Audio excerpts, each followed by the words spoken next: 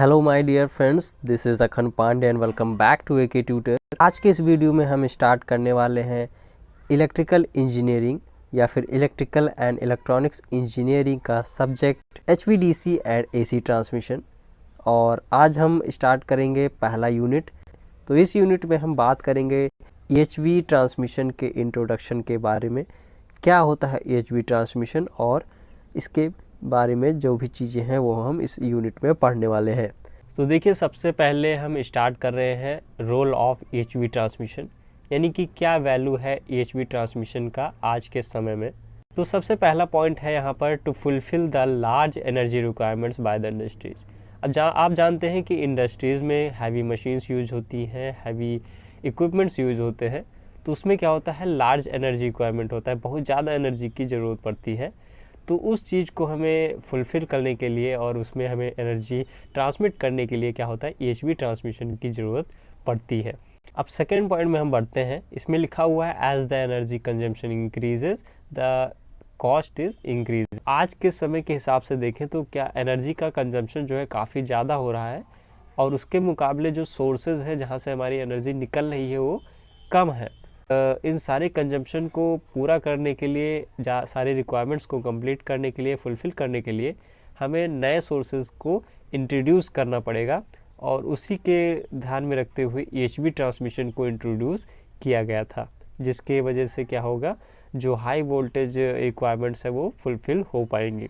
Next point में हम बात करें पावर जनरेशन, जहाँ पर हमारे जो पावर जनरेट होते हैं वो प्लांट्स जो है काफ़ी दूर होते हैं किससे, लोड सेंटर से, यानी कि जहाँ जैसे कि हमारा घर हो गया, वो क्या होगा, लोड सेंटर है, जहाँ पर हमें इलेक्ट्रिसिटी की ज़रूरत पड़ती है या फिर एनर्जी की ज़रूरत पड़ती है, उसे हम क्या कहते हैं, लोड।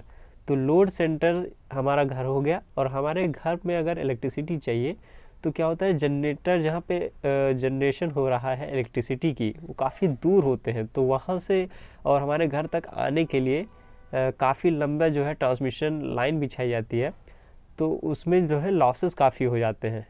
तो उसी के वजह से, लॉसेस को कम करने के वजह से और ट्रांसमिशन को इजी बनाने के लिए हमारा जो ईएचवी ट्रांसमिशन है वो यूज किया जाता है। अब हम आगे बात करें नेसेसिटी ऑफ ईएचवी।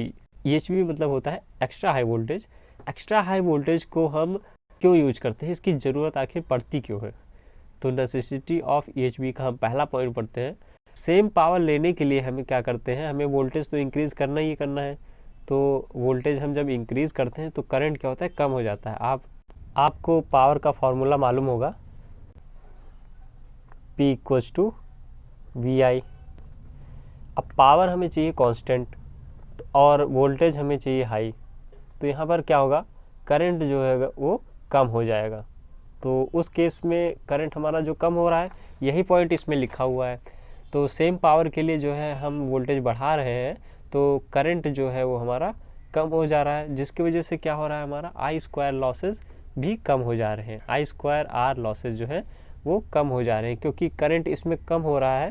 तो आप देख रहे हैं I² था, यानी कि उतनी ही तेज़ी से हमारा जो है करंट कम हो जाएगा, जिसकी वजह से जो है लॉसेस भी हमारे कम हो जाएंगे। अब लॉसेस कम हो रहे हैं, तो वहाँ पर आप देख रहे हैं कि ट्रांसमिशन एफिशिएंसी जो है वो बढ़ रही है।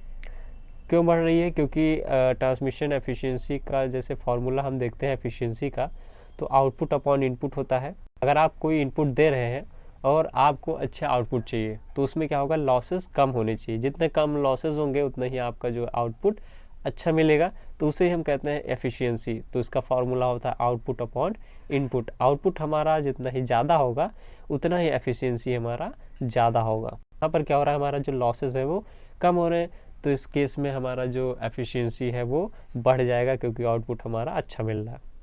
अब नेक्स्ट पॉइंट में हम बढ़ते हैं, with the decrease in transmission current. जैसे जैसे हम ट्रांसमिशन करंट को घटाते हैं, अब ऊपर हमने बात किया कि हमारा जो करंट है वो क्या हो रहा है, डिक्रीज हो रहा है। तो जैसे हमारा करंट डिक्रीज होगा तो साइज़ ऑफ कंडक्टर क्या होगा, वो भी कम हो जाएगा और वॉल्यूम भी कम हो जाएगा। अब इसको मैं समझाता हूँ आपको। रेजिस्टेंस का क्या फार्मूला होता है, वो इस केस में देखिए V = IR होता है, ठीक है। अब यहाँ पर आपका वोल्टेज बढ़ रहा है, तो करंट क्या हो रहा है, घट रहा है। तो वोल्टेज बढ़ रहा है, इसका मतलब ये वैल्यू आपकी बढ़नी चाहिए।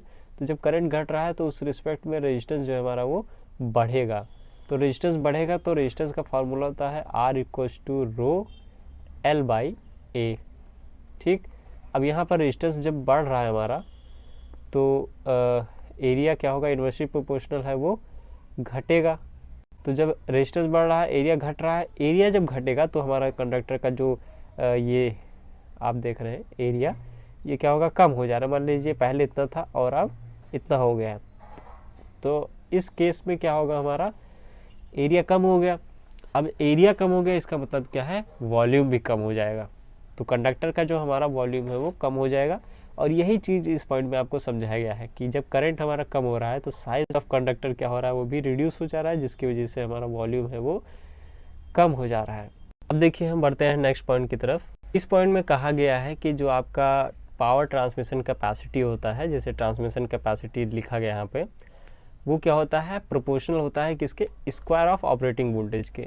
यहाँ पर फॉर्मूला दिया गया है आपको, ट्रांसमिशन कैपेसिटी P और V स्क्वायर ये आपका ऑपरेटिंग वोल्टेज है, यहाँ पर डिवाइड में आपका रिएक्टेंस है और मल्टीप्लाई में क्या है आपका टॉर्क एंगल है, ये साइन डेल। हाँ, इस फॉर्मूले से आप देख पा रहे होंगे कि जो पावर ट्रांसमिशन कैपेसिटी है वो डायरेक्टली प्रोपोर्शनल है किसके, स्क्वायर ऑफ ऑपरेटिंग वोल्टेज के। तो जैसे जैसे हमारा क्या हो रहा है, वोल्टेज बढ़ेगा तो वैसे ही क्या होगा, हमारा पावर ट्रांसमिशन कैपेसिटी भी इंक्रीज होगी। तो इस पॉइंट में यही आपको बताया गया है कि डायरेक्टली प्रोपोर्शनल होने के कारण जो है वोल्टेज के साथ साथ हमारा पावर ट्रांसमिशन कैपेसिटी भी बढ़ जाएगी और इससे हम क्या होगा, हमारा जो ज़्यादा पावर हम ट्रांसमिट कर पाएंगे। ठीक है, नेक्स्ट पॉइंट में हम देखते हैं, with the increase in level of transmission voltage the installation cost of the transmission line per kilometer decreases। अब अभी तक आपने देखा कि हम जो ट्रांसमिशन में वोल्टेज बढ़ाने की बात कर रहे हैं, तो जैसे जैसे हम वोल्टेज बढ़ा रहे हैं तो जो है हमारा ट्रांसमिशन लाइन का जो कॉस्ट है वो कम हो जा रहा है। क्यों कम हो जा रहा है, क्योंकि जैसे आपने देखा कि वोल्टेज बढ़ाने की वजह से करंट हमारा कम हो जा रहा था, जिसकी वजह से जो है कंडक्टर का साइज या फिर कह सकते हैं कंडक्टर का वॉल्यूम जो है वो कम हो जा रहा है। और कंडक्टर जब कम होगा तो हमारा जो कॉस्ट है वो ओवरऑल कम लगेगा। तो उस केस में जो कॉस्ट आ जाएगा ट्रांसमिशन लाइन का पर किलोमीटर के हिसाब से वो कम हो जाएगा।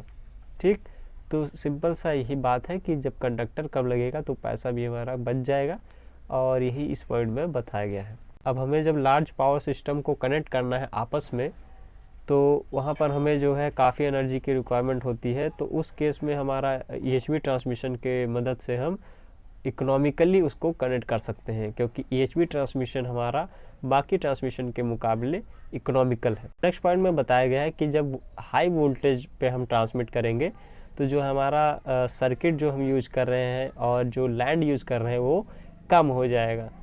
तो ये सारे पॉइंट्स इंपॉर्टेंस दिखा रहे हैं EHV ट्रांसमिशन के। EHV के क्या क्या इंपॉर्टेंस है रियल वर्ल्ड में। देखते हैं EHV के एडवांटेजेस क्या क्या हैं।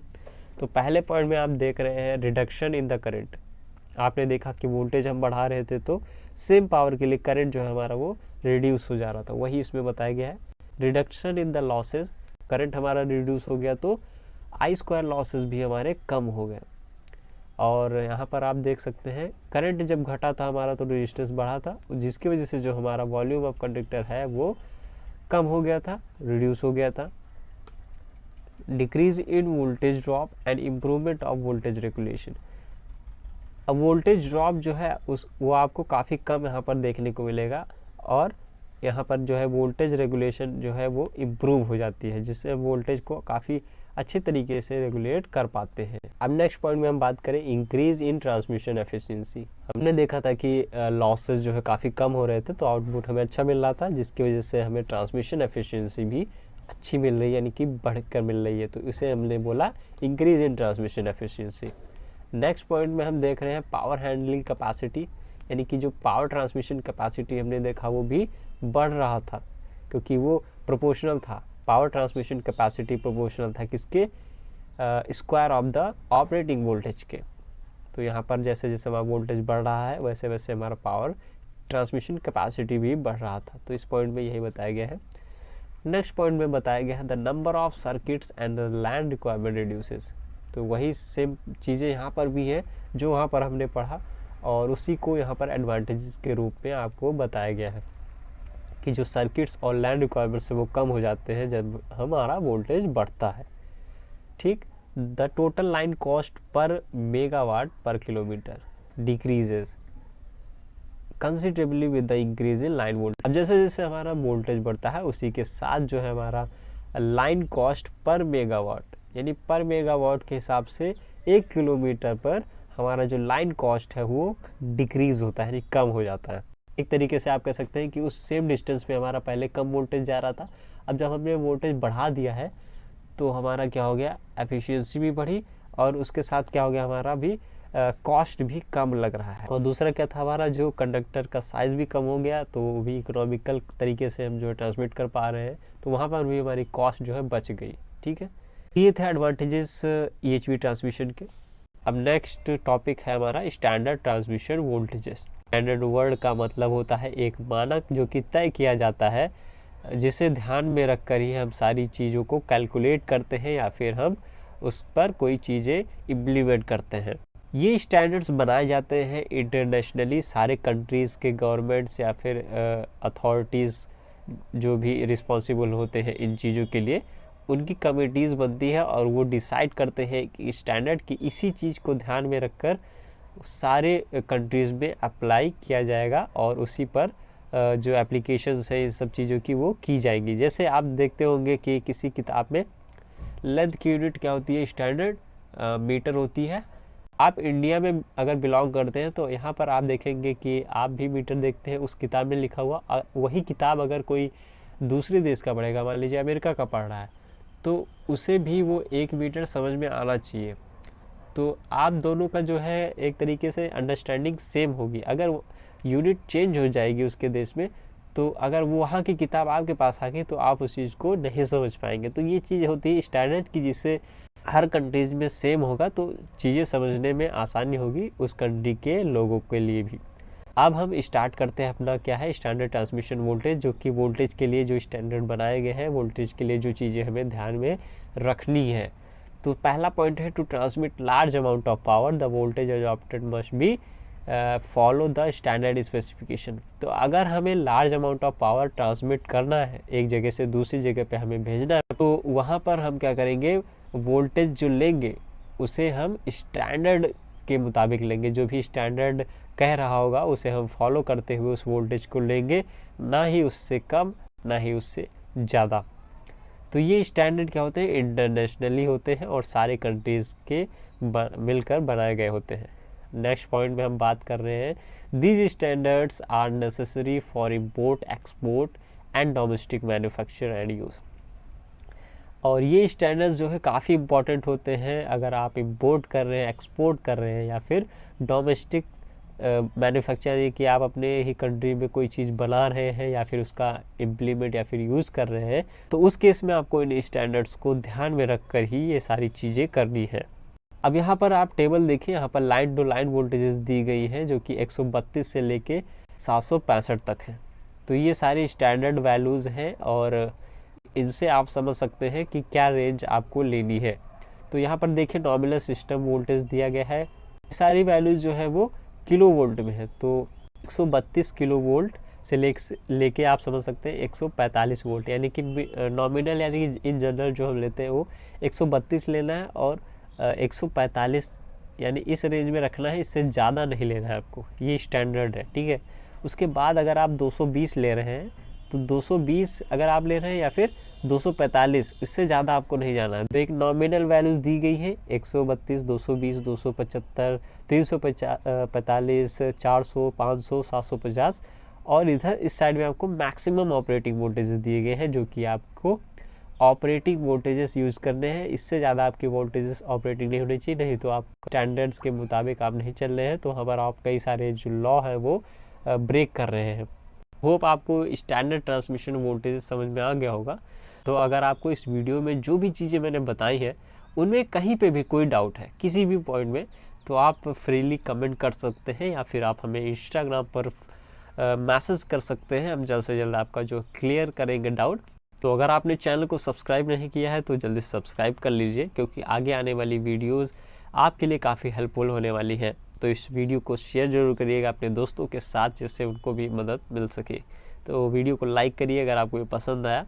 मिलते हैं नेक्स्ट वीडियो में। Till then keep learning and keep smiling. Thank you.